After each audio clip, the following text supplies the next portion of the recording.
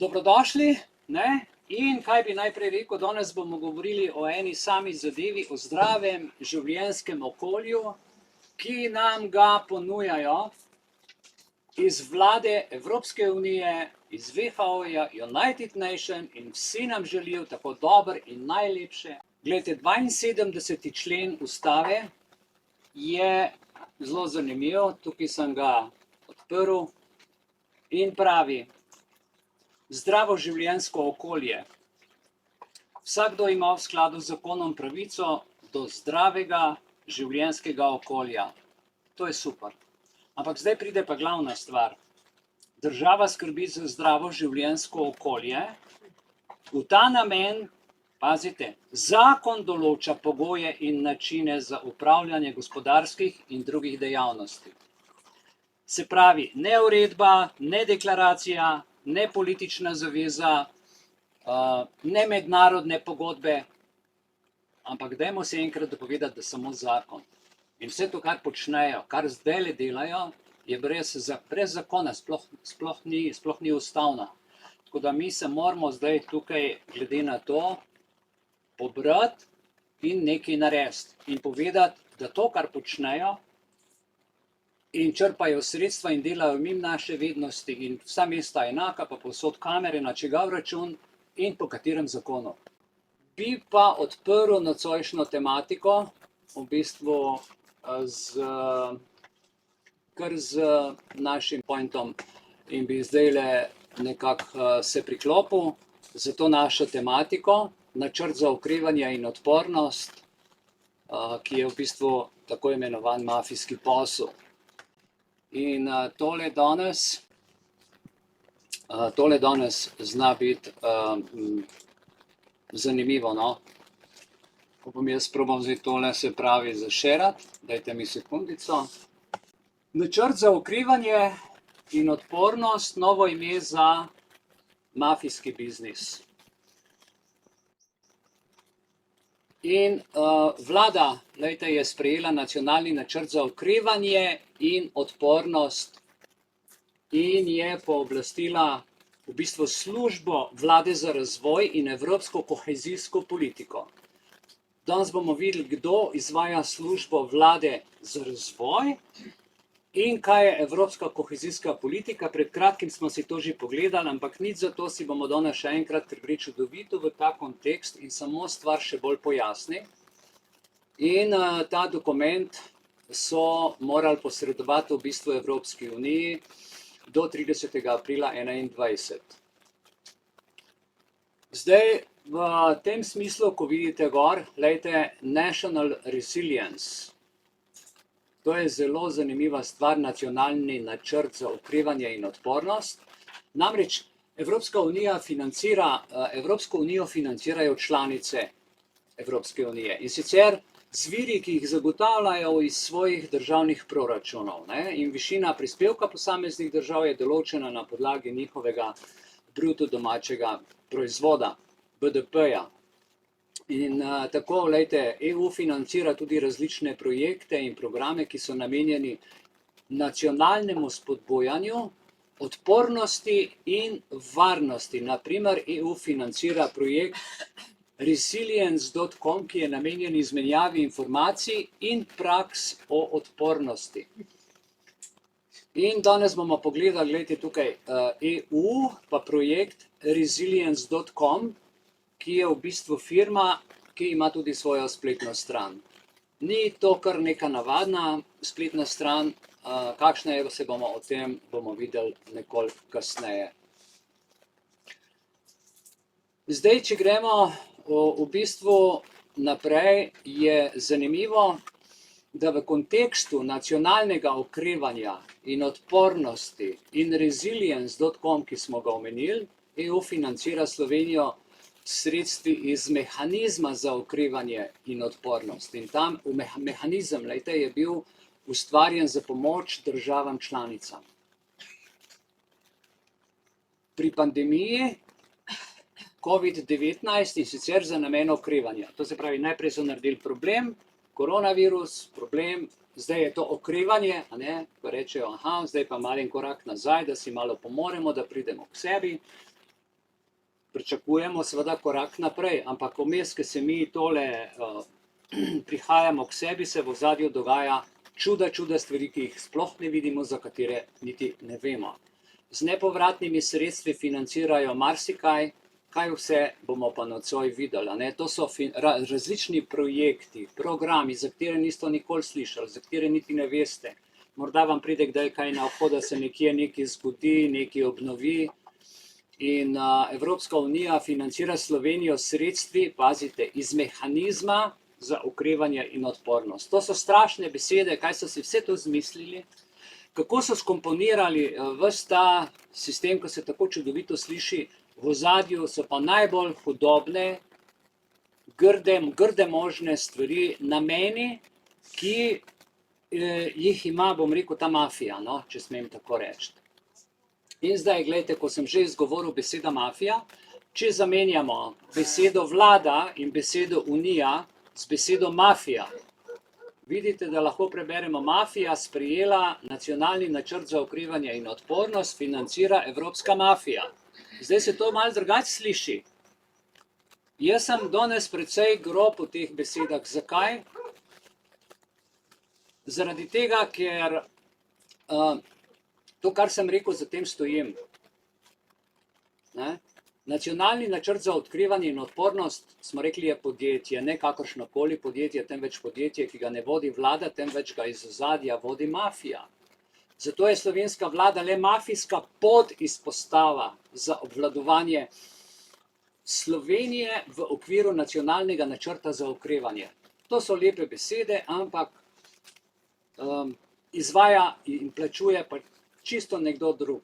To se pravi, Slovenija je malo večja mafijska izpostava, Evropska unija, od koder prihajajo navodila v Slovenijo za izvajanje vseh teh mafijskih poslov, ki jih v Sloveniji pod vladnimi pooblastili pa izvaja kdo drug kot Glas ljudstva, ministri, vlada in predsednik republike in vsi drugi. V mislih, da delajo nekaj dobrega. Pa ne vsi, eni se zavedajo, zdaj se že zavedajo, ene moramo pa še malo zbuditi. In tukaj vidite, Glas ljudstva, zapomnite si ta znak za Wi-Fi pa Triglav, in minister je sprejel predstavnika iniciative Glas ljudstva. To se pravi, minister za notranje zadeve Boštjan Poklukar in vodja Glas ljudstva. Boste videli, kdo vse to je preko 100 iniciativ, to je nekaj 10.000 ljudi vključenih in tako naprej. In značilnost mafije je, da izsiljuje, in iniciativa Glas ljudstva, se sliši iniciativa zelo civilno, v ozadju so pa sama društva, take kot so 8. marec, pa se bom vam potem še naštel, in LGBT in tako naprej, je ljudem dejansko ukradla glas. Ta Glas ljudstva, ki je plačan iz strani mafije in se oglaša na cesti, je nam pobral glas. Zato, ker mi smo doma, delamo, smo pridni, noben od nas ni nesramen, na cesti ne tolče, se ne protestira za brez veze. Tukaj se pa za vsak majhen dogodek zberejo ti ljudje, ki so plačani. Jaz bom kar takole rekel, da boste vedeli, zakaj gre. Strani Soroša, ti mladi so plačani, orang so plačani, to grejo v milijone evrov, dobivajo te NVO-ji slovenski, nevladne organizacije, ki se imenujejo zdaj, vsi skupaj povezani, preko 100 jih je, v Glas ljudstva. Da boste vedeli, zakaj gre. In tudi, če sedite doma in ne naredite nič, bo namesto vas problem uredil Jaša Jenull z Glasom ljudstva. In kako to naredijo? Predvčerajšnjem je bila otvoritev Roga, tukaj so se res potrudili, investicije so prišle, 10 let so trajali sodni spori, da so ljudi pač se zmenili med seboj, to se je zdaj obnovilo, čudovit ambient, vse krasno, ampak gledajte, kaj so naredili. Zdaj glede na to, da vlada sodeluje z Glasom ljudstva, da vlada plačuje milijone tem NVO-jem, so se zmenili, da ko bo otvoritev, naj naredijo protest, so jim za to plačali lep denar, aktivirali policijo in zgledali je, kot da smo se mi ljudje zbunili, kot da smo Glas ljudstva, tisti, ki protestira proti tej prenovi, in so se mogli zaščititi s policijo In zdaj smo mi tisti, proti katerim mora zdaj država narediti ukrepe, seveda, ker smo mi nevarni. Zdaj bomo mogli biti pod ne vem kakšnim nadzorom, policija ne vem kaj vse, zaradi teh nesramnih državnih organov, ki sami sebi naredijo protest, ki sami sebi izzovejo policijo in trgajo sredstva iz Evropske unije, zato, da delajo štalo po Sloveniji. Oprostite, ker drugače ne morem reči. Ne? Boste videli zdajle, poglejte. To so plačanci strani vlade. In to je glas ljudstva. Pred včerajšnjim predlogom. Ta kolona. Ja.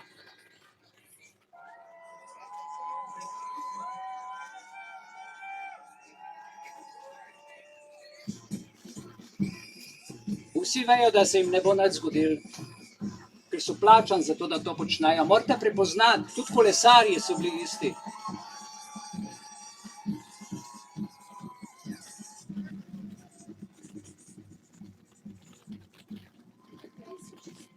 Tako da to je vse režija, dragi moji.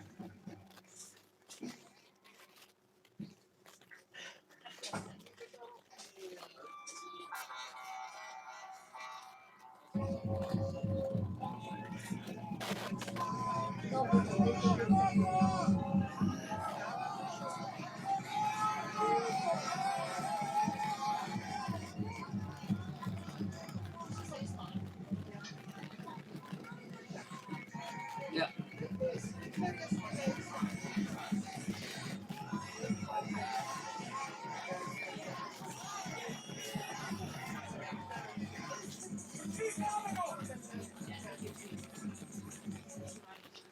Dobili ste sliko, predvidevam, gledajte, to ni glas ljudstva. To je igra, to je tako, kot je Boris rekel, to je peta kolona, to je vse zmeden. In mi moramo se naučiti ločiti pleve od zrnja. Hvala. Nujno. In gledajte, kadar ne gre drugače, kadar temu Jaši ne uspemo, pristopi še seveda Nika Kovač iz tega 8. marca, v ozadju seveda denar iz Amerike, Obama in tako naprej. Pač še en NVO organizacija, ki so tudi glas kao ljudstva in povezani v slovensko inicijativo. Tako da, kadarkoli boste slišali inicijativa, to smo imeli v času korone ljudi, ki so dobro delali, in zdaj so to inicijativo, iz teh ljudi, ki so dobro delali, so ukradli inicijativo, od vseh, ki smo pa imeli res dober glas ljudstva, so vzeli pa glas ljudstva in zdaj mažejo, država jih plača, da zgleda, kot da smo mi ta glas ljudstva, ki se borimo za dobre stvari, opozarjamo vlado, ampak ne na tak način, da gremo ropotati, uničevati in da izzivamo policijo, ker itak se tam nobenemu nič ne zgodi, ker gre samo v bistvu za šov in za igro. Dajmo končno enkrat reči bob in razkrinkati te, bom rekel, nesramne barabe, ki delajo samo izgrede v slovenski družbi. In gledajte, to je njihova spletna stran, a ne? Kakorkoli gledamo, nacionalni načrt za okrevanje je odpornost, je podjetje, ne kakršnokoli podjetje smo rekli, temveč to, ki ga vodi sama vlada, iz ozadja ga vodi mafija. Boste videli, kdo in kaj. Zato je slovenska vlada, kot smo rekli, mafijska izpostava, še enkrat povem, v okviru nacionalnega načrta za okrevanje. Pač malo večja mafijska izpostava je Evropska unija, a ne? Od koder prihajajo navodila za Slovenijo za izvajanje mafijskih poslov, ki jih v Sloveniji po vladnih pooblastilih izvaja, pazite, postavljen urad za nacionalno okrevanje. Boste videli na koncu, kdo ta urad sploh je. In na videz v resnici zgleda, kot da ljudstvo želi sprejeti vseh 17 točk agende iz UN, pa tiste barvne slikce, ki smo jih gledali. Kot da smo mi zdaj tukaj tisti, ki sprejemamo ta pariški sporazum, nadzorujemo vlado in zdaj mi gledamo, aha, niste te zaveze izpolnili iz United Nations, niste te zaveze izpolnili iz pariškega sporazuma, potem ste naredili nek dogovor za zdravstvo, niste spodobili ste sredstva in ti ljudje zdaj, gledajte, iz te spletne strani imajo sistem, kako in na kak način opozarjajo vlado. Imajo celo merilnike in to je zdaj tako imenovani glas ljudstva. Vsi, ki boste gledali kasneje ta video posnetek, ali ste to naši člani, ali boste državljani Republike Slovenije, ali pa tudi vi, ki ga boste videli, ki to izzivate, vedite, da vi niste glas ljudstva, ampak vi ste navadni mafijski plačanci, ki uničujete državo in uničujete slovenskega človeka. Toliko, da to povem. Ne. Prevara v Sloveniji ne pozna meja. Žal, da je temu tako, si poglejmo in podprimo to, kar govorim z dokazi, in z naslednjim raziskovanjem samo vladnih imen in dokumentov. Sie haben noch viel Größeres vor und das ist wirklich sehr, sehr bedrohlich. They have much bigger plans in mind, and it's really very, very threatening. The company today that produces the so-called antidotes against bioweapons, against the new pathogens, and also mRNA vaccines is called National Resilience.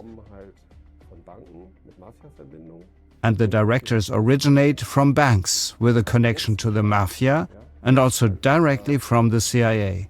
And now, in the summer-autumn of 2023, we have the chance to tackle, perhaps even stop, the new crime that will be connected with national resilience.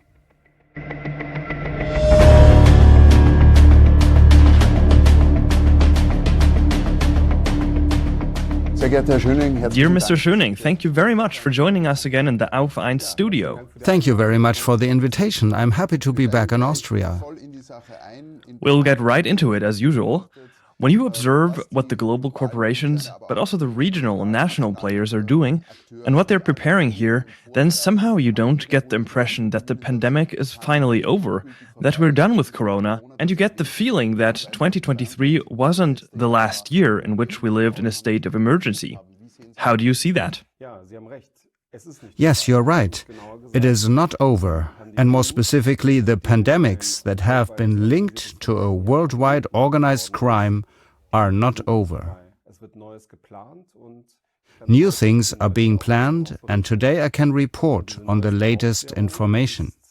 This latest information is connected with a new company called National Resilience from the USA, and one of the directors comes from the CIA, from the Secret Service of the USA. His name is Christopher Darby. So these are two important names to remember, National Resilience and Christopher Darby.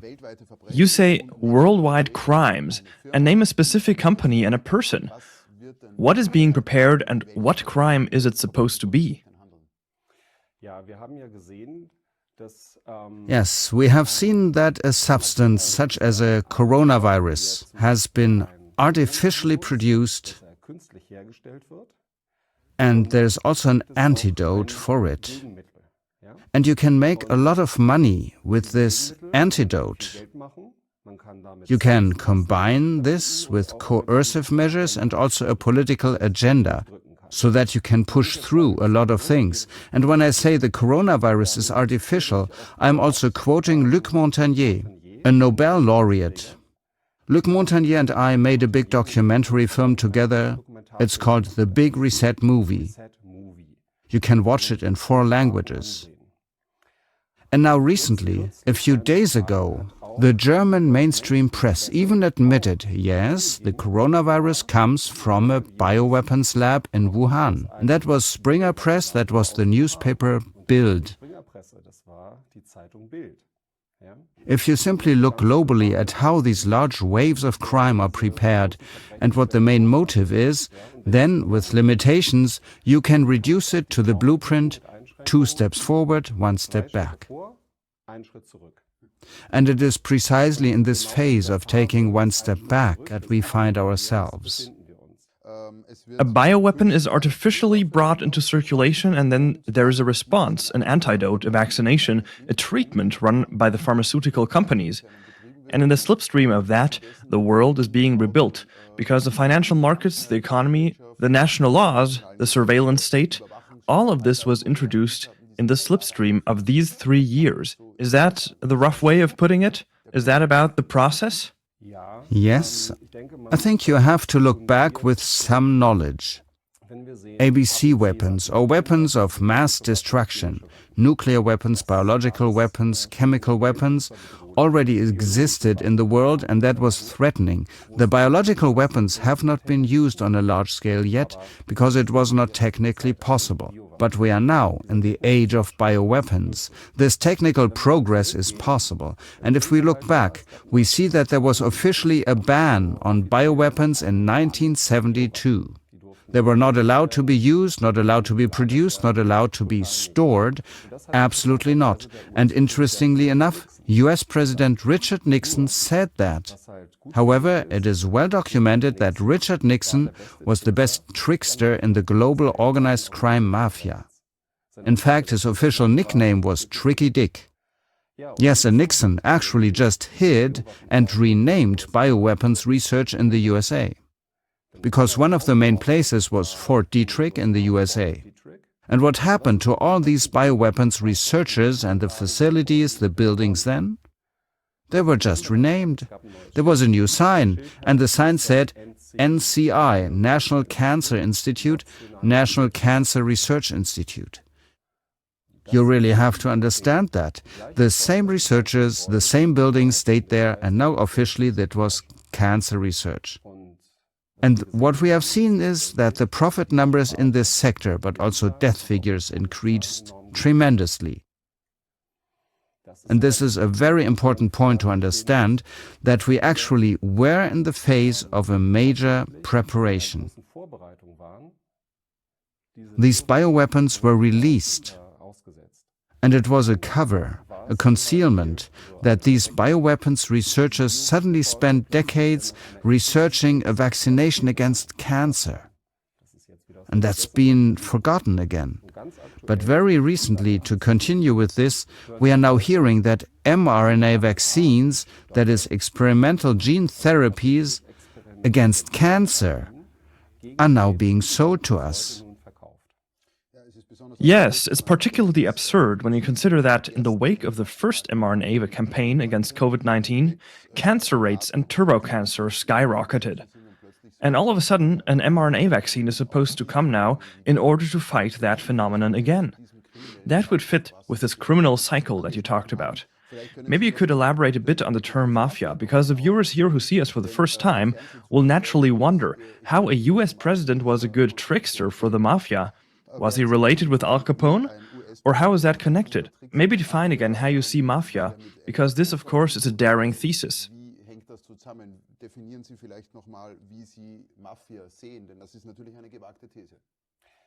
Yes, it's actually well documented. And with Richard Nixon, you can see that really well. That was many decades ago.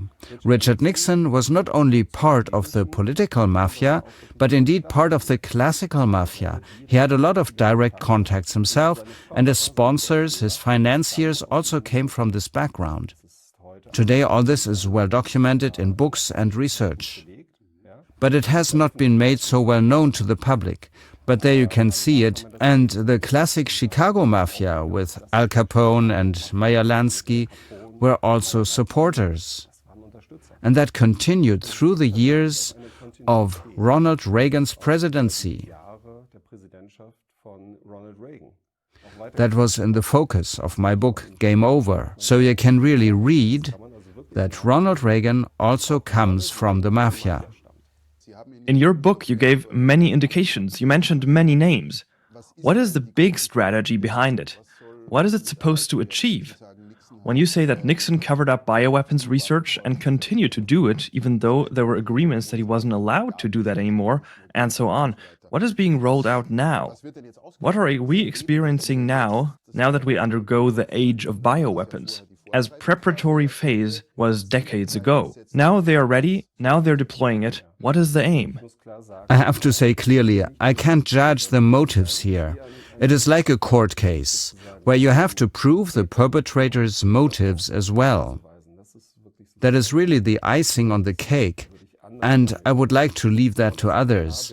But what I can clearly prove, and so can many other good international integrity-based researchers, is what has happened and what is happening now anew. This bioweapons research can now be used to breed pathogens that are released by so-called terrorists, for example. And then there is a big panic. The real killers are not viruses, but bacteria. And that is exactly what is being prepared. Billions are being invested there now. And the dangerous thing is that I can see it's the same people from the same stable. For example, the old Chicago Mafia, Meyer Lansky, Al Capone, were supported by an investment house, that is, by a bank. That was Allen & Co. And a director of Allen & Co. sits on the board of National Resilience Today. Another director is Christopher Darby, and he comes directly from the CIA. Christopher Darby is also a board member of the CIA Officers Memorial Foundation and also head of the CIA investment firm In-Q-Tel. So again, the current company that produces the so-called antidotes to bioweapons, to the new pathogens, and also produces mRNA vaccines is called National Resilience.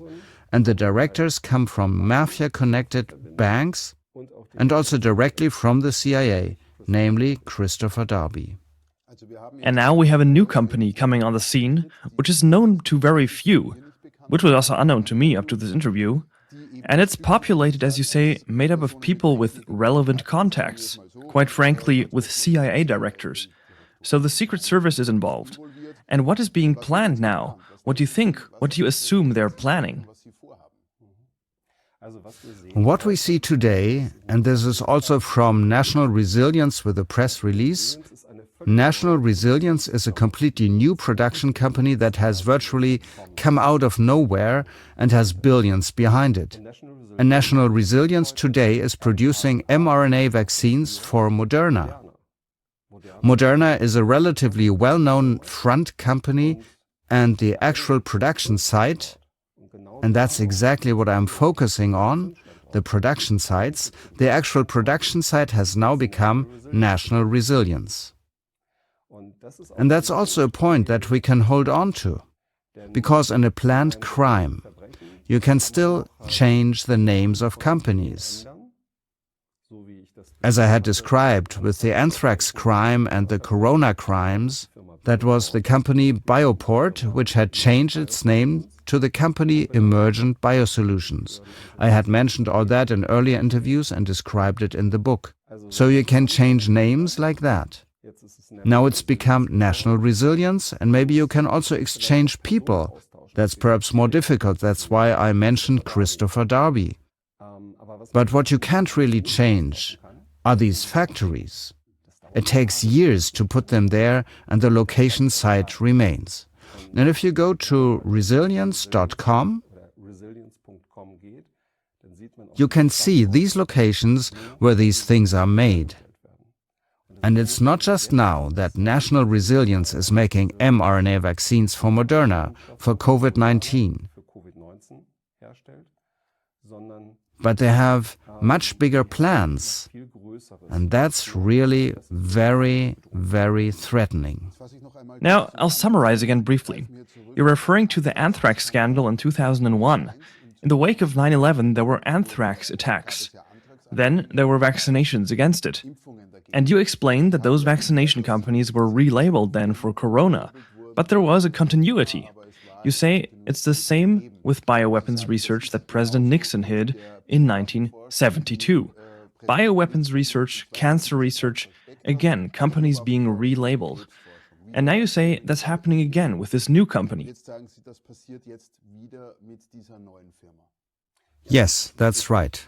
Now you say it's getting much worse and there are big things coming. Now, as early as 2018, you predicted the pathogen panic that we then experienced as corona. The interview was aired in 2019 with Ken Jebsen. You predicted that there was a pathogen panic coming, and then it actually came in the form of corona. Now you showed back then that you can anticipate certain things through your analysis and through your research. And now you're warning us it is coming even worse. You even cite names and a company. Now, how intense is it going to get? What is going to happen? What do you think? What is it that you suspect? Und wie heftig kommt's? Was wird denn passieren? Was glauben Sie denn? Was vermuten Sie denn?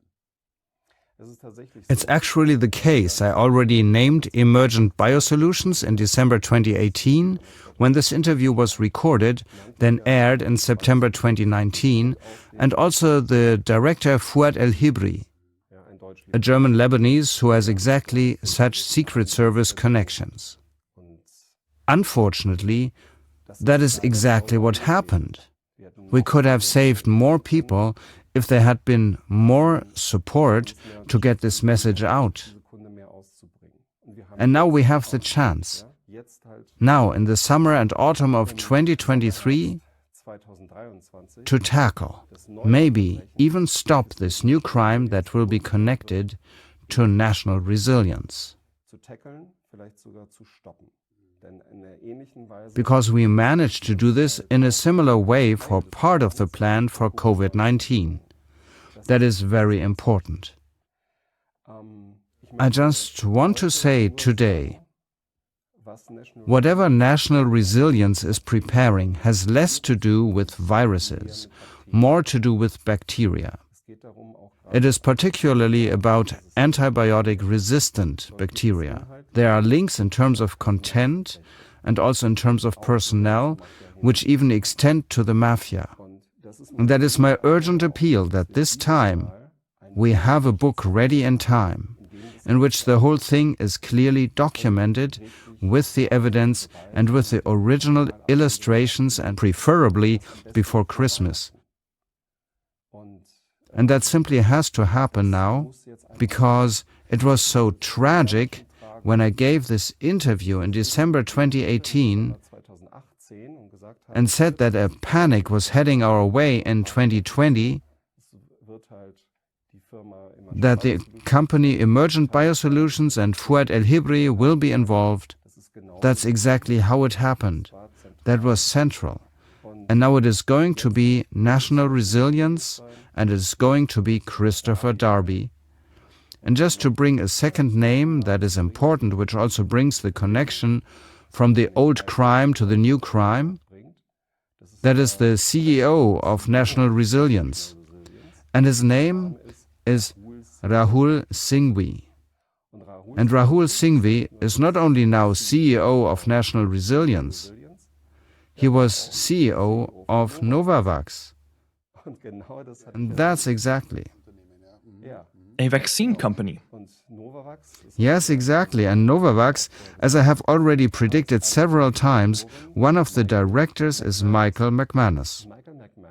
I was able to prove that Michael McManus is not only director of the vaccine company Novavax, but also a weapons and illegal drug dealer. And we have the mafia connection right there. Michael McManus, Rahul Singhvi, Christopher Darby, and National Resilience is at the center. Now you can basically choose if you take a vaccine from the CIA or from an official mafioso in the near future. Yeah, indeed. And there are court documents about it too. So this is really a wild story behind it. Michael McManus was also connected to the Atlantis drug cartel and has worked there. They supplied the mother of the Canadian president, Justin Trudeau, with cocaine. This is known, and we are dealing only with a few criminals here. You just have to see it, and we can prove that. We can spread it. We are now able to spread it also via TV, to warn people at an early stage. That's why, if we focus on a few core people, these are just the operational people, but at least if we concentrate on them, we can really put a spoke in their wheel and thus hinder this organized crime. But most important are the factories themselves, such as Emergent Biosolutions, now National Resilience with their sites, because they cannot change that so easily. When I prepared for this interview, I took a quote from Robert F. Kennedy Jr., who in the USA shares exactly the same views you were just talking about. For example, that Big Pharma was merely a window display for a large military operation, that the Pentagon didn't want to label the vaccines created and produced by the Department of Defense. So they paid Moderna and Pfizer to really launch, as Kennedy calls it, battle material, military products, which were then being disguised as pharmaceutical products. So you can see that things are being uncovered and brought to the public debate worldwide. This also leads to the fact that the regime has to retreat and change their plans again and again. And then errors occur, giving investigative researchers opportunity to speak out. And that brings us to the end of our interview, that we dare to look ahead in the last minutes. What risks and opportunities do you see in the next years? Yes, indeed, there are risks and opportunities. The biggest opportunity, the best thing that has actually emerged during the 3-4 Corona years, which positively surprised me, are the small communities that have come together everywhere all over Europe. It's like the Gaulish villages, like Asterix and Obelix. Mostly they consist of around 30 people, sometimes 15, sometimes 45, each with different areas of focus.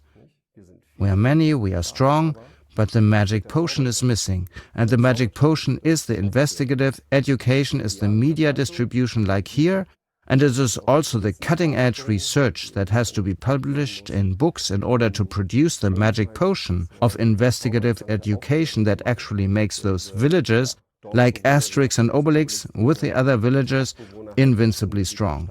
Because together, when we feel this and realize that there are many of us, that we are also convinced, then we have the power. Then all people from these Gaulish villages can come together someday, just as we did twice in a row in August, with more than 1 million people on August the 1st and August the 29th. We can only rely on ourselves. And therefore my formula in the end, no more buying from these criminals, no more working for the criminals, develop your own independent structures so that we can no longer be blackmailed.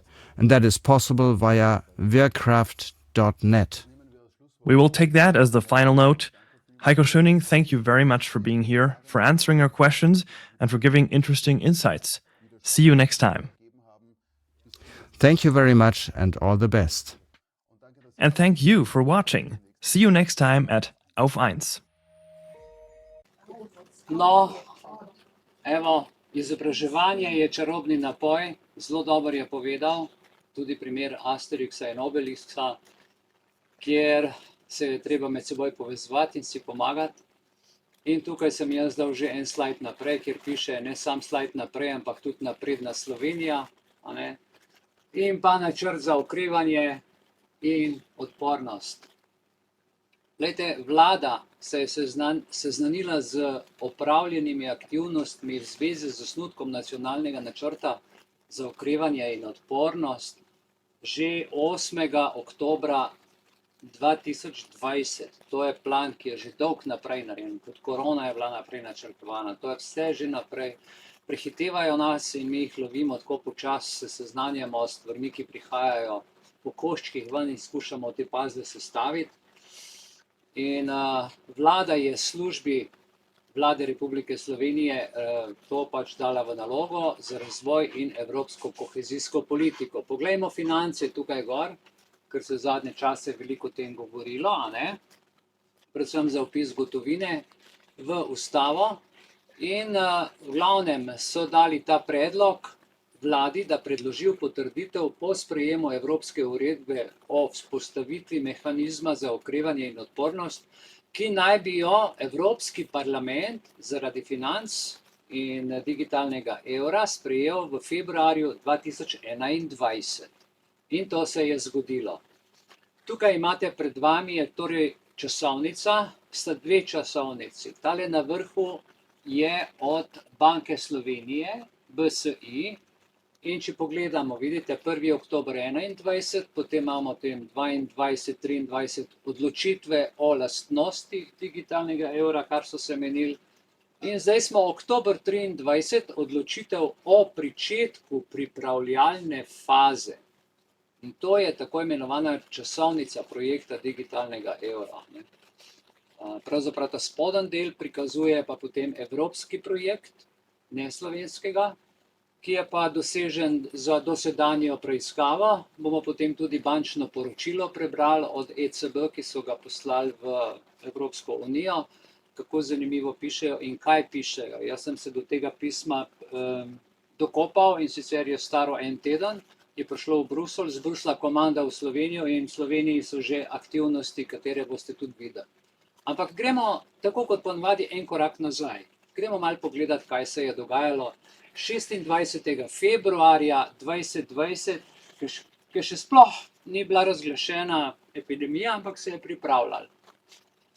No, tukaj vidite, da je delovni dokument služb komisije državno poročilo za Slovenijo. Spremljanje dokumenta, in namreč gre v tem dokumentu za sporočilo komisije Evropskemu parlamentu, to se pravi Evropskemu svetu, Centralna banka in Evroskupina. Gre za evropski semester, oni pač tako rečejo, pregled ene države, kako finančno posluje. Zato, ker vse to banke vodijo, smo rekli, ampak vodijo pa tako, da to zgleda kot da je zakonito. Ocena napredka pri strukturnih reformah v Sloveniji in kaj so noter napisali. Poglejte, Slovenija dosega dobre rezultate ciljev trajnostnega razvoja, so zapisali. Pazite, 2020 februarja. Pri večini podkazalnikov, predvsem socialnih, je Slovenija boljša od povprečja Evropske unije. Slovenija se še posebej dobro odreže pri podtemi neenakost znotraj držav, to se pravi SDG 10, to je 10. kvadratek pri klimatskih spremembah. Je pa nekaj kazalnikov, kjer je Slovenija pod povprečjem Evropske unije in na poti slabšanja. Iz makroekonomskega vidika velja omeniti tudi naložbe in tako naprej, posebej pa omenjajo zdravstveni sistem, ki je res problematičen. In so zahtevali, da se naredi zakon, in zato je bila taka panika okrog, če se spomnite, so se pogovarjali o evtanaziji, naenkrat so bili polni mediji zdravstvenih problemov. In potem je prišel ven zakon, če se dobro spomnite, zakon o dolgotrajni oskrbi. Za starajoče se prebivalstvo Slovenije pomeni, da bo kronična obolenja v prihodnosti da bodo bolj razširjena, zato ker slovensko prebivalstvo je eno najstarejših, najmanj podmladka imamo v Evropski uniji in zaradi tega je potrebno oblikovati 3 točke. Tukaj, če vidite, ima, se pravi, prva točka, oblikovati nove modele oskrbe za zdravstvo. Drugič, večji poudarek na preprečevanju bolezni, se pravi čim več cepiti, to je za njih preprečevanje. In zagotoviti povezovanje sistema zdravstvenega varstva s sistemom dolgotrajne oskrbe. Pazite, ta stavek. Zagotoviti sistem zdravstvenega varstva s sistemom dolgotrajne oskrbe. To se pravi, da bi denar nenehno prihajal, da bi bil zakon tako narejen, da bo to skozi pretekalo, naj si prebivalci to sami plačujejo, ker država tega ne bo plačevala. To je jasno. Vlada namerava v prvi polovici leta 2020 ta zakonski predlog oskrbe narediti. To je bil odgovor Slovenije glede na ta dokument. No, morda je kdo izmed vas videl, ker sem jaz zamenjal si tudi na profilu. Izdali so, poglejte, spominski bankovec, ki je bil zasnovan v sodelovanju, ne boste verjeli, med Novo Ljubljansko banko in Čebelarsko zvezo Slovenije in družbo Eurosouvenir. Ja, natisnjen je pa v nizki nakladi, cirka, mislim, da jih je okoli 3000 kosov. In jaz se sprašujem, ali nam želijo s tem, točno na dan, ko bojo dali te glasove za vpis gotovine, ko jih bodo vložili v parlament, ali nam želijo s tem bankovcem kaj sporočiti. Morda to, da bo Slovenija s vpisom gotovine v ustavo edina država, če bo ustavni člen opisan v ustavu poleg Slovaške, ki to tudi ima, vprašanje je, zakaj so se spravili na naš konc, za katero bodo potem mogoče v Evropski uniji tiskali bankovce, ker bosta to edini dve državi, ki bosta imeli v ustavo pravico do uporabe gotovine. Mogoče to. Ok, to so take stvari, ki bi najprej seveda mogli uvesti ustrezno mestno strukturo, ukinitev gotovine bi morala biti in uvedba digitalnega evra, skratka gre za dolgoletni proces. Ampak poglejte, koliko let naprej načrtujejo stvari, tako da vsaka stvar, ki se zdaj zgodi, pa je ne moremo razumeti, jo razumemo čez pol leto, leto, dve ali pa morda celo še kasneje, ko vidimo v ozadju, kaj se je zgodilo. Tako da smo premalo aktivni, premalo se izobražujemo, premalo opazujemo, preveč se ukvarjamo z banalnimi stvarmi. Za naše prihodnje rodove zgleda, da bomo zelo slabo poskrbeli, če se ne bomo bolj zmigali. Kaj pomaga vpis gotovine v ustavo, če je ne bo več v obtoku? Kaj pa, če bojo rekli, da je zdaj digitalni denar, ki sploh ni gotovina? Kaj bomo takrat naredili? Ne. Vprašanje. Tako da, to so zanimive stvari in predlagam, gledajte, en kratek film na to temo. Zdaj si predstavljajte, da imate v rokah tale evro, ki ima sicer vrednost nič, in prihaja čas, ko bodo dali, tako kot smo tolarje zamenjali za evropski denar, za evropski evro, se zna zgoditi, da bomo tudi te evre zamenjali za digitalno, če bomo v to privolili. Tukaj nas ne morajo s tem posiljevati, zaradi tega, ker gre za popolnoma drug sistem. To bo šel za centraliziran sistem vodenja in želim, da si to zdajle, kar boste videli, dobro pogledate, pozorno poslušate ta eksperiment z digitalnim denarjem. Rečem z digitalnim, zato ker menim, da do leta 2030 tudi ime digitalni evro ne bo več obstajal, bo postal zgodovina. Seveda, če bomo dovolili, da nam banke ponujajo digitalne produkte in nas z denarno digitalizacijo in raznimi triki in nategi izsiljujejo, da ne plačujemo z gotovino, in da izvajamo nakupe z nekimi digitalnimi produkti in s temi mobiteli in tako naprej.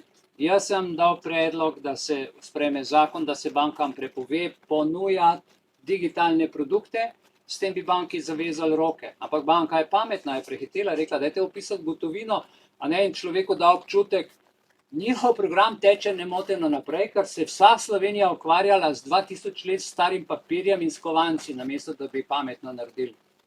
Pa bi dali zakon, pa banki zavezali usta. Poglejmo si ta film.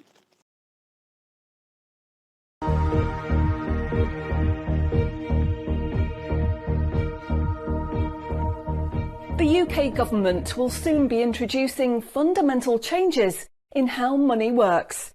The changes are being planned by central banks around the world, including the UK's central bank, the Bank of England. These changes, once introduced, will affect everyone.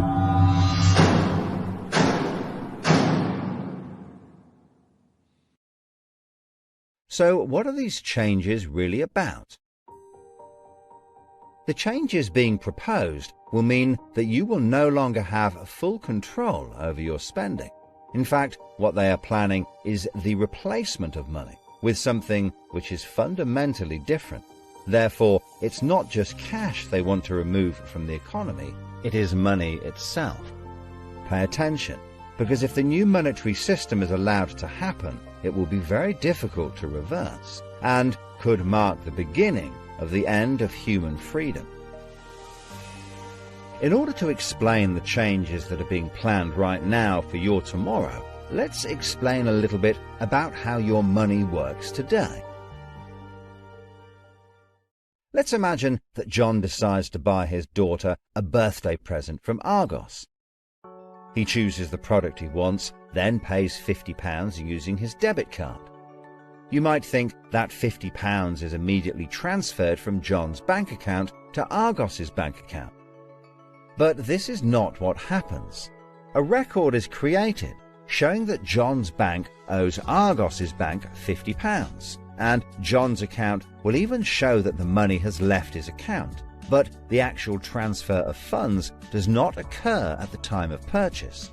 John's £50 purchase is one of about 50 million UK transactions that occur every day, and although in each case the account may show that the money has been transferred, the actual movement of funds between the banks only occurs once every day. Every 24 hours, all the payments made to and from each of the UK's 300 plus registered banks are added up to determine how much each bank owes the others.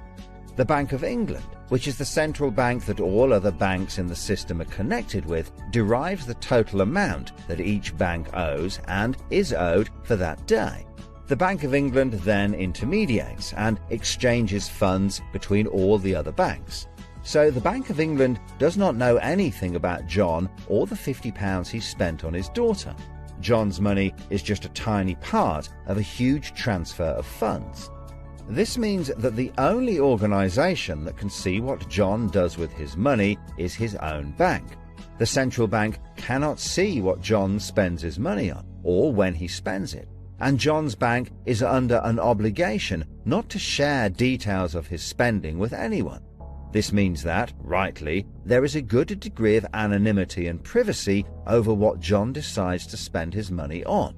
This, in turn, means that a government or central authority, such as the Bank of England, cannot directly restrict John when he uses his debit card, because it has no visibility of what John is doing with his money.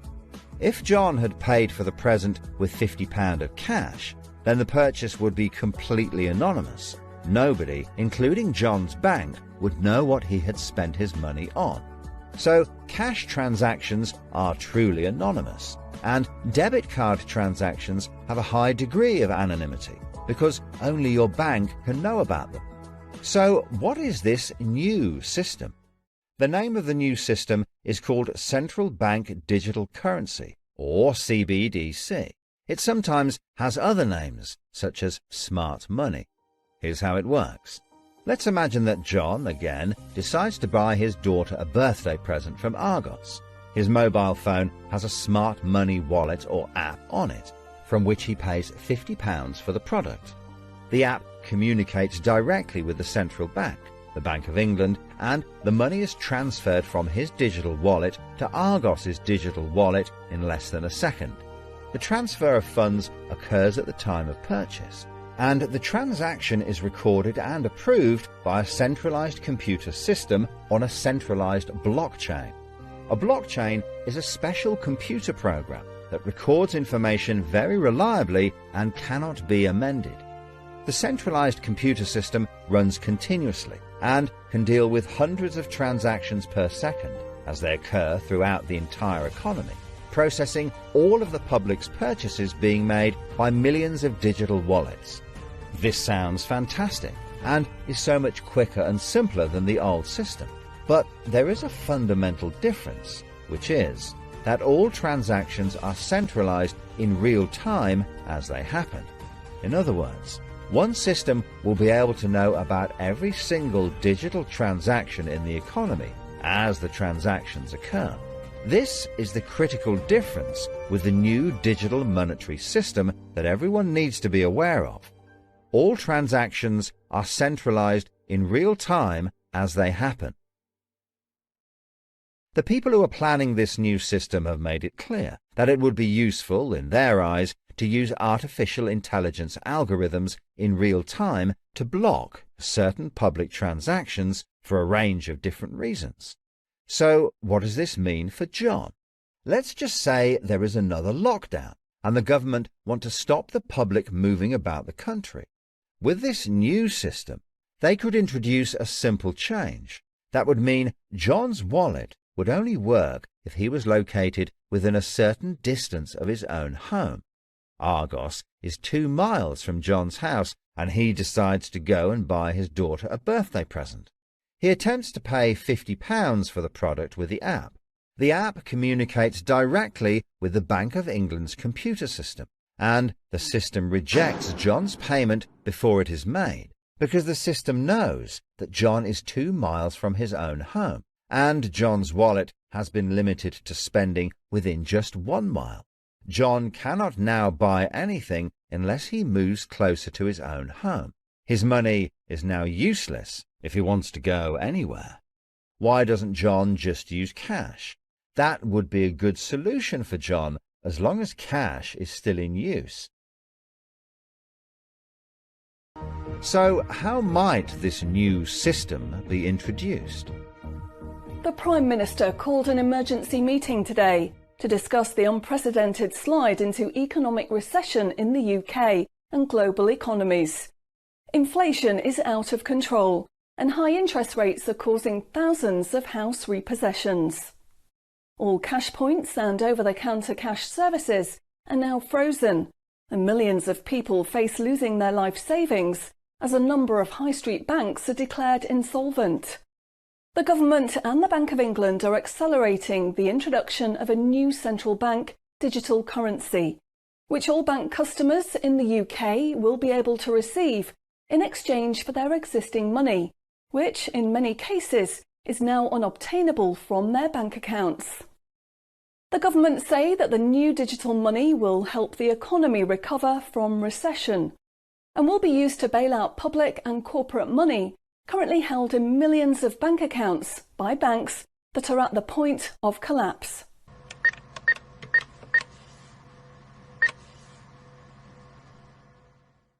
It says cash unobtainable from this account. It's frozen our money. Bleeding hell, John. How much have we got in the house? We've only got £120, and when that's gone, nothing. I don't believe it. The bank's frozen our money. We've got £25,000 in that account and no way of getting it back. Download your central bank CBDC wallet app today and get bonus digital pounds free. If you exchange your existing bank funds into your digital currency wallet now, you will receive free digital pounds for each account you exchange. You can then spend from your digital wallet by using your phone app, exactly like a debit card. Download the free app now from the UK government website or the App Store. John, we need to download the digital wallet thing. See if we can transfer it in. We've got no other option, love. Wow, it's transferred and it's given us some bonus money. I can't believe it. How do you know it's worked? It's worked, love. Everyone's using this money now. Right, I'm off down Tesco to try it out. Sorted. Recent figures show that the public's use of cash has halved in the last 12 months. Experts say this is due to the success and sheer convenience of the new CBDC digital money. Živimo u svijetu kojim vlada virtualni novac u bankama i burzama, bez ikakvog pokrića u financijskom ili bilo kojem drugom smislu. Mickey Mouse, sustav nepostojećeg novca, nastoji se održati na način da se građanima što više oteža ili u potpunosti onemogući podizanje gotovine.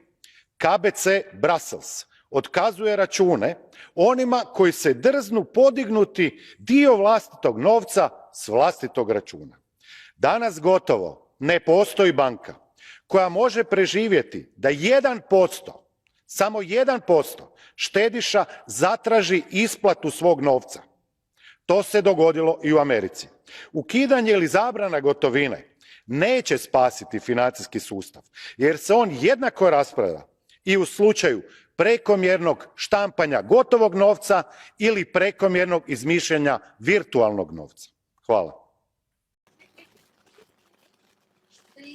Zdaj ste videli projekt, kako to se počne. Upozorila so, ljudje, ki nekaj vejo, pomagajo z raznimi risankami, videi, z informacijami. Dajmo to povezati skupaj. In kar vidite, svet Evropske centralne banke ECB je na seji dne 14.7.2021 potrdil začetek najprej 2-letnega raziskovalnega projekta digitalnega evra, ki predstavlja pomemben korak v razvoju digitalne valute, sicer za banke, pa za Evropsko unijo, pa za njih, ki hočejo nas pritisniti, za nas pa to ne pomeni nič. Vkolikor bodo povedali na televiziji, me je strah, da bodo ljudje razumeli, da je to nekaj dobrega, tako kot je bilo tukaj, a ne? In bodo pač, ker nimajo teh informacij, ki jih imamo mi, da bodo te denarnice vezane na distanco.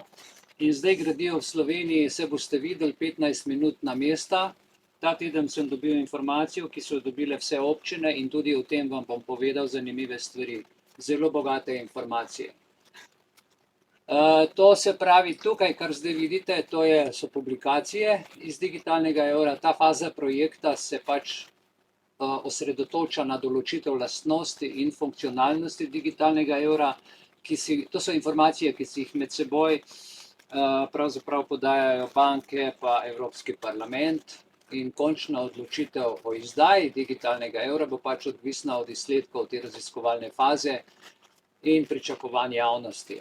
In to je to pismo, o katerem sem govoril, kjer so član izvršnega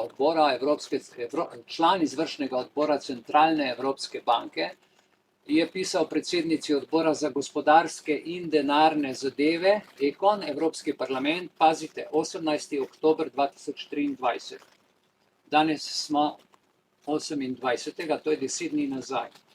10 dni nazaj in tukaj je to pismo in pravi tako: spoštovana gospa predsednica, z veseljem vas obveščam, da je svet guvernerjev Evropske centralne banke ECB danes odločil, da bo nadaljeval z naslednjo fazo projekta digitalnega evra.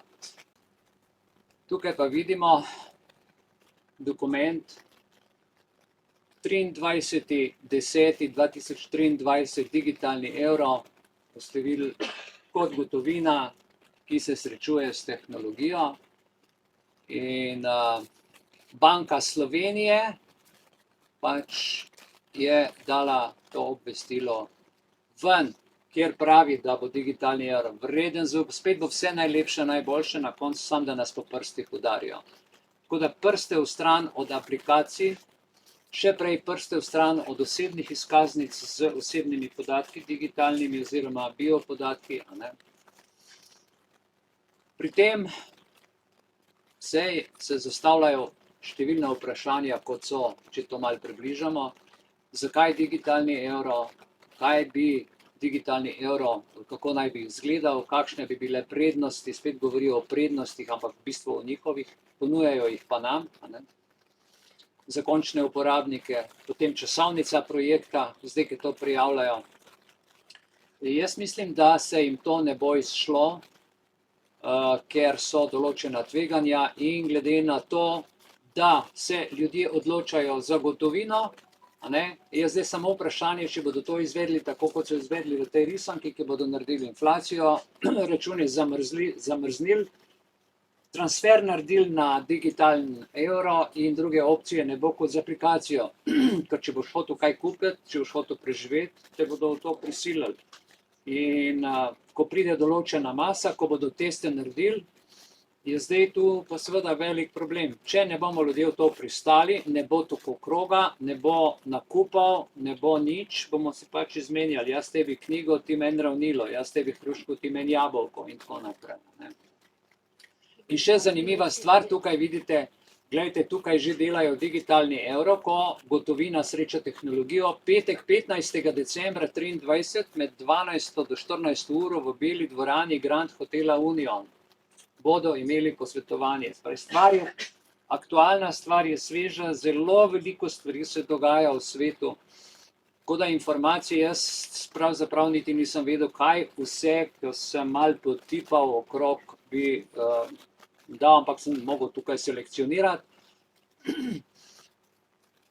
Zdaj, tale krog, ki ga vidite, smo se zdaj dotaknili malo denarja. Dotaknili pa se bomo samo še ene stvari, in sicer nepremičnin, mest in našega bivanjskega prostora. Ker vlada se je seznanila z aktivnostmi v zvezi z osnutkom nacionalnega načrta za okrevanje in odpornost, smo videli prej v tistem filmu, kaj to pravzaprav je, od kje prihaja in kaj hoče mafija iz nas narediti, sužnje, da bi oni lepo živeli. In to je, gledajte, bilo tako, kot smo rekli, potrjeno 8. oktobra 2020. In kaj se je dogajalo zdaj, jaz bi dal v bistvu en tak filmček vam, da boste vedeli, kaj je kohezijska politika in kako se v Sloveniji udejanja. Ste že slišali za evropsko kohezijsko politiko in se sprašujete, kaj to je? Se sliši zapleteno in mislite, da se dogaja le v Bruslju? Pa se ne. Dogaja se povsod okoli nas. Rezultate projektov evropske kohezijske politike lahko vidimo na vsakem koraku. A res? Kje? Kako? V Sloveniji so bili do sedaj izvedeni tisoči projektov, zaradi katerih živimo boljše, lepše, bolj kakovostno. Številne kraje smo povezali z avtocesto, prenovili smo železniške poti in postaje. Varneje se sprehajamo in kolesarimo po številnih pločnikih in kolesarskih poteh. Našim najmlajšim smo zgradili sodobne in prijazne vrtce. Številne čistilne naprave in projekti so vrnili življenje v naše reke in potoke. V Sloveniji ni občine brez evropskega projekta. A z evropskimi sredstvi torej obnavljamo infrastrukturo. Z evropskimi sredstvi ne moderniziramo samo prometnih povezav, objektov in projektov, ki zagotavljajo čistejše okolje ter varčnejšo rabo energije, ampak predvsem vlagamo v razvoj in ljudi. Spodbujamo zaposlovanje tako mladih kot starejših z zagotavljanjem novih znanj in projektov, ki odpirajo nova delovna mesta. Posebno pozornost namenjamo spodbujanju podjetništva, raziskav in inovacij z namenom povečanja konkurenčnosti našega gospodarstva in nenazadnje dviga našega življenjskega standarda. Slovenija je do leta 2023 upravičena do več kot 3 milijard evrov sredstev, s katerimi smo in bomo skupaj poskrbeli za boljšo kakovost življenja vseh nas. Tudi ti iščeš izzive. Uresniči svoje sanje. Več informacij o evropskih skladih in aktualnih razpisih na eu-skladi.si.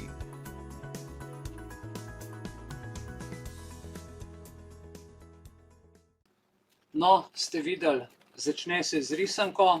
Ta risanka je stara 2 leti in pol, da ne boste mislili.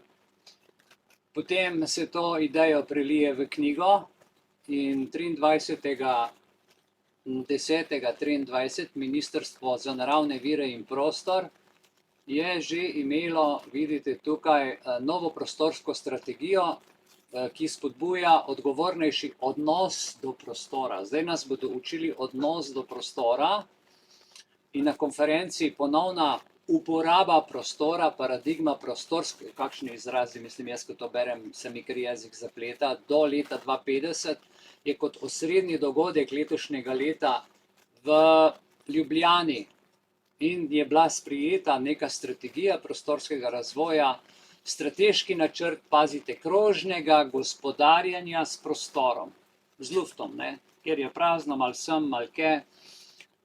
Tako da, jaz mislim, da tukaj zelo dobro krožno gospodarijo z denarjem, ker nam ga spulijo, pa gre v Bruselj, pol nam pa s tem denarjem nazaj injekcije pošiljajo in se to krožno gospodarstvo. Ok, glejte, ta teden sem dobil informacijo, verjetno niste vedeli, da je v Sloveniji ves mesec primer krožnega gospodarjenja s prostorom, ali ste vedeli ali niste, ne vem. In to je povedano povsem v nekem enkriptiranem izrazoslovju, pametno v prostoru. Dobro, pa kaj mi hoče s tem povedati, meni pametno v prostoru?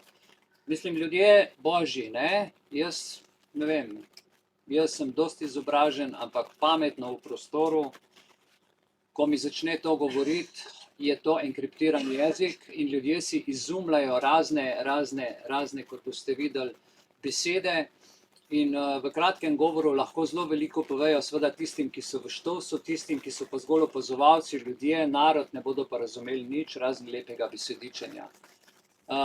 Poglejmo si, kaj pomeni, mi bomo vedeli še iz Jugoslavije, kaj pomeni družbeno stanovanje, kaj pomeni socialistični prijem, kaj pomeni sociala in tako naprej, pa si poglejmo, no, tukaj, tale mesec, to je, ne, zdaj učijo mlade, kaj je družbeno stanovanje, da je to vrsta stanovanja, ki ga upravlja vlada oziroma ki ga upravlja javna organizacija in da je namenjeno ljudem, ki si ga pač ne morejo privoščiti.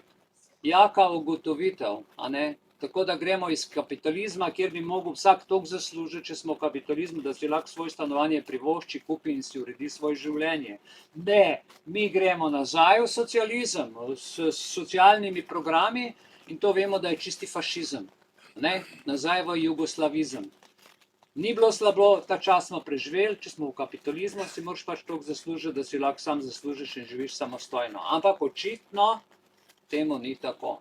In glejte, to igrajo na tisto, ničesar ne boste imeli in boste srečni. Mislim, tako nekako v tem smislu.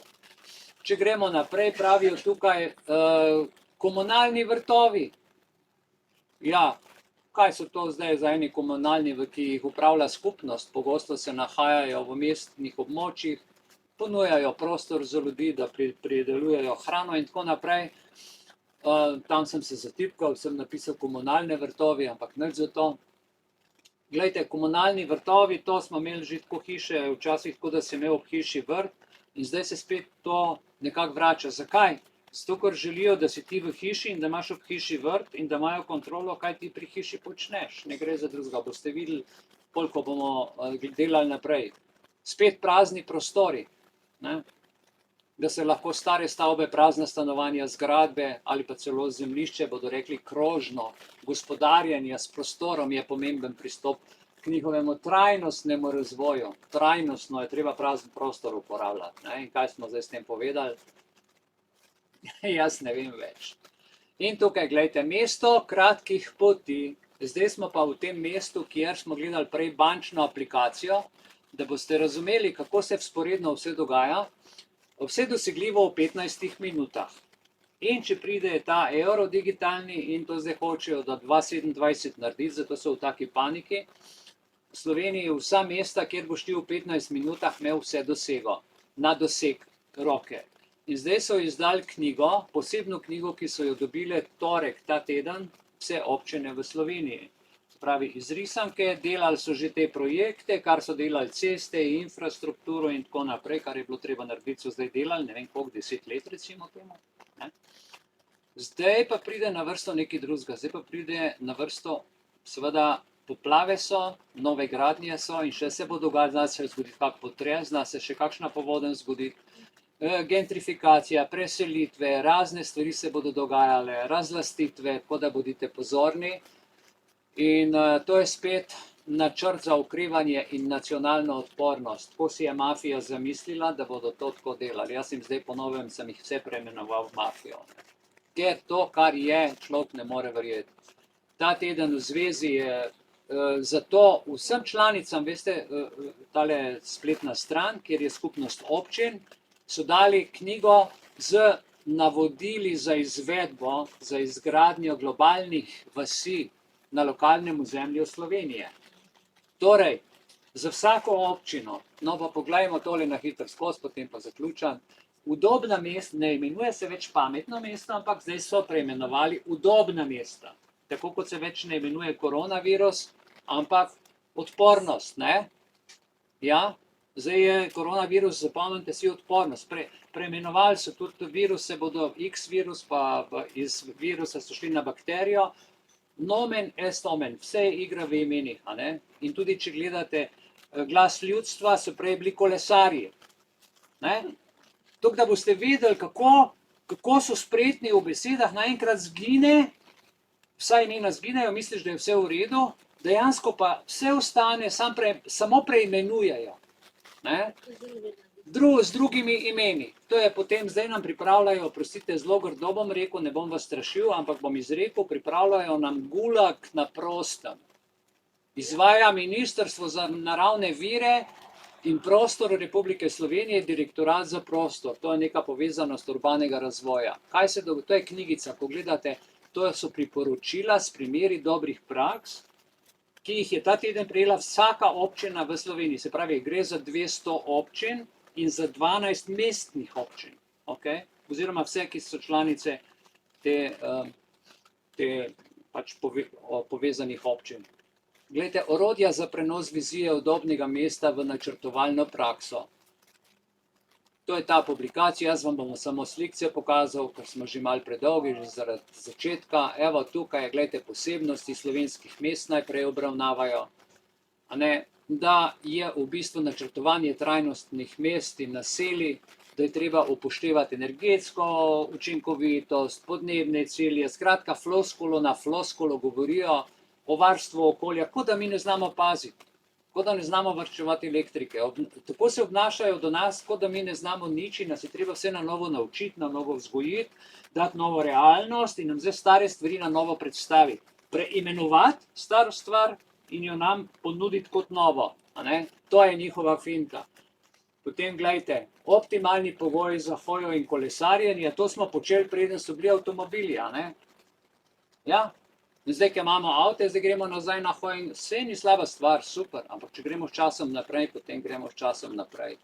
Ne? Koncept mesta kratkih poti in urbanega razvoja, povezan z javnim potniškim prometom, praktične izpeljave so prikazane v tej publikaciji, ki jih bodo vse občine izvajale po istem kopitu. Ta knjiga je narejena po globalnih primerih in zdaj bo vsaka vas, vsako majhno mesto, malo večje mesto in pa seveda mestne občine vse držale tega priročnika, da bo po vseh mestih enako, kot cepivo, ko imaš eno fijalo, pa 7 milijard ljudi, ki ima vsak drug eko-biosistem in vse so nasfilali z isto stvarjo. Če bomo na to pristali, smo pa res bekci. Zdaj sem vas opozoril pravočasno, to bomo širili ta video, naredili bomo, povedali bomo, da imajo vsi župani in župane je treba prijeti, da to delajo nezakonito. A veste, mi smo prebrali prej tisti člen, jaz ga nisem zastonj prebral, zdravo življenjsko okolje, prebral ga bom ponovno. Glejte, država skrbi za zdravo življenjsko okolje, super, pravilno. V ta namen zakon določa pogoje in načine. Zdaj pa vi meni povejte, po katerem zakonu to prihaja iz Svetovnega ekonomskega foruma, iz pametnih mest in po katerem zakonu imamo mi to v slovenski zakonodaji urejeno. Po United Nations? Ne, to ni zakon. Po nekih mednarodnih pogodbah? Ne. Občina dela, župan mora delati za prebivalce občine in na pobudo prebivalcev, ne pa na pobudo tujega škornja. 100-krat bom to ponovil. Poglejte, zdaj bo tukaj, nam bojo delali učinkovit javni prevoz, ne funkcionira pa nič. Kjerkoli greš, so zamude. Ja? Potem gremo gledati tukaj. Glejte, to je vse iz knjige. Ne? Celostno umirjanje prometa, zero nič karbon, ne? Zero nič. Ja, udobna mesta moramo prihajati, predvsem iz potrebe prebivalcev, zdaj izhajajo. Prej so pa prodajali avtomobile, pa vrečke, pa ne vem kaj vse, 50 let so nas filali z tehnologijo, zdaj pa naenkrat bojo to vzeli, zdaj pa naenkrat se to preveč. Umirjanje, pazite, zdaj bojo umirjali celo Slovenijo, ti ne boš več mogel iz kraja v kraj, zdaj počasi bojo zapirali kraje, bodite pozorni, ne smemo tega dovoliti. Upravljanje parkiranja. A si morate misliti? Zdaj ti bodo, kje boš lahko avto postavil, da bojo vedeli, kje imaš avto. Ne boš mogel kar več tako parkirati. Pa ne samo to, če boš šel v mesto, gledajte, kaj se zgodi. Ja, vam bodo vstop v mesto računali. To so dobili v občinah navodila, dajte, no. Ali pa v mesto, če bo kdo prišel, bo mogel plačati. Da ne bo mogel niti... Na obisk ne boš mogel komu, ne? Vizija takšnega mesta pravijo, da je izvedljiva s skupnimi prizadevanji. Seveda, če bomo rekli, da smo za to, so to skupna prizadevanja, zato pa želijo vključenost. Pa, joj, jaz sem tako v sebi, rekel, toliko stvari zraven še vem, toliko sem razpaljen, ne? Razkurjen, da bom si mogel vzeti, ne vem, en teden 14 dni dopusta, da bom to sploh vse te informacije lahko prežvečil, ker jaz vam tudi vsega tega že več ne morem podati, ker je toliko in marsikdo tudi ne razume, ker je vsega toliko, ampak gremo naprej, gledajte, zaračunavanje vstopa v mesto, da ne bom predolg tukaj, potem kako nas že v ta krožni promet dajajo na sredo, a ne? A veste, ti krožni prometi so to ni nič naključno, kar delajo, vse je lepo, pelješ v krogu, pa je otoček, ampak ti otočki bodo počasi mesta postali. Poglejte, kako je tle narisano. Ne. In tu so, gledajte, desetletja načrtovalne prakse iz različnih koncev sveta so skupaj pobasali.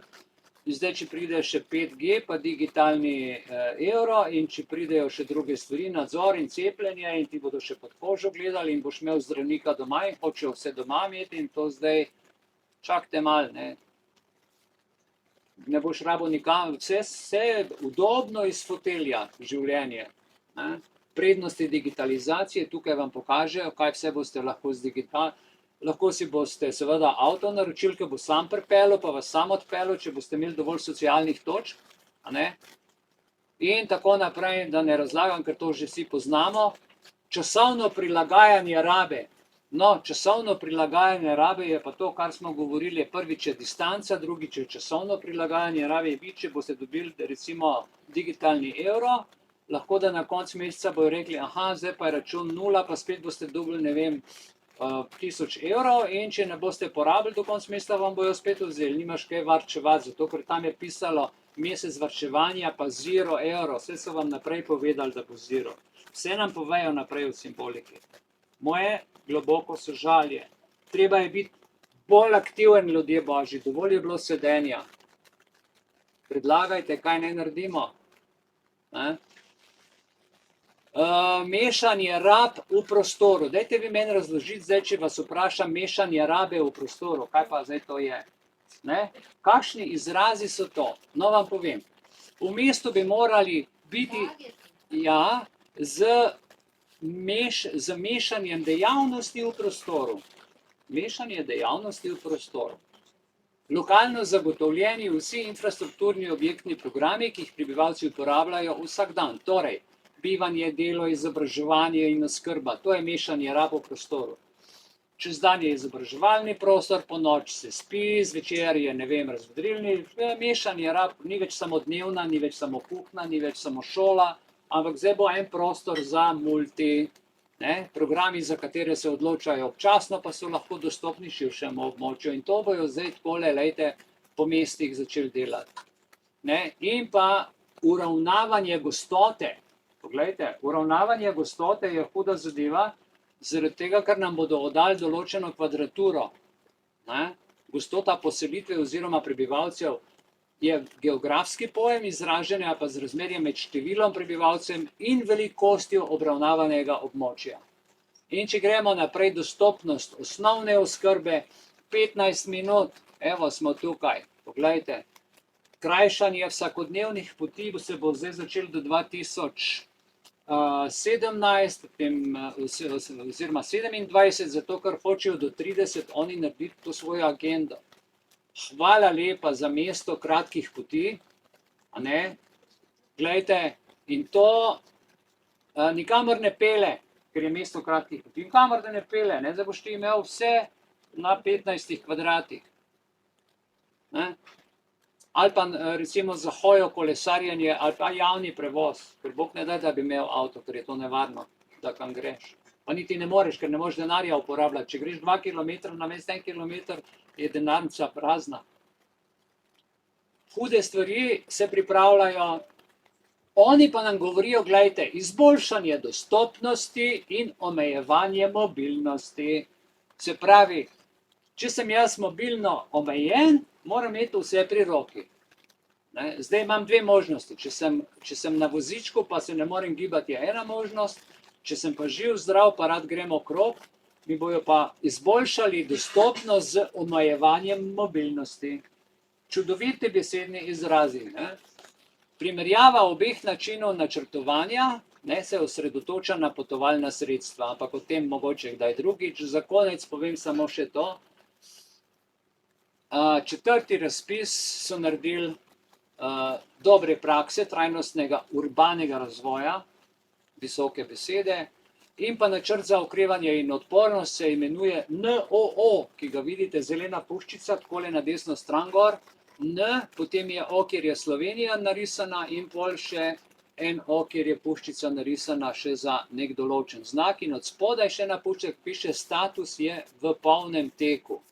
Ja, In gledajte, če vpišete v Google ali pa katerikoli iskalnik Next Generation EU in dodate plus besedo Slovenija, boste našli neskončno informacij v povezavi na to tematiko, se vam bo odprl nov svet, ker naš pogovorni jezik in naše življenje se razlikuje od tega kodiranega jezika, zato ničesar ne najdemo, poiščemo. Moraš specifično prav poiskati. In načrt za okrevanje in odpornost, tako kot smo na začetku rekli, ugotavljamo, da je slovenska vlada del svetovne mafije, ki se podreja načrtu za okrevanje in odpornost. In da zaključim, izraz mafija je prečrkovanje besede mafija, ki se običajno nanaša na organizirane kriminalne združbe, ki so pogosto vpletene v različne nezakonite, pazite, prej sem povedal, da je to zakonita ustava, se delajo nezakonito. Nikjer, če so javni razpisi so skriti, dobijo jih samo tisti, ki so plačani zraven, mi pa v tem javno nismo nikjer nič seznanjeni. Jaz za veliko projektov ne vem, vse poti vodijo in financirajo banksterji. Vidite, tam na desno piše Ministrstvo za finance, Urad Republike Slovenije, za okrevanje in odpornost ni nihče drug kot Ministrstvo za finance, kar je dokaz, da vse vodijo in financirajo banksterji. Takole moram reči, ker če nimaš digitalnega evra, nimaš pravico plačati z gotovino, se ti lahko zgodi, ko pa gotovine ne bo, bo nastal velik hec. Zaenkrat hvala za vašo pozornost in se vidimo.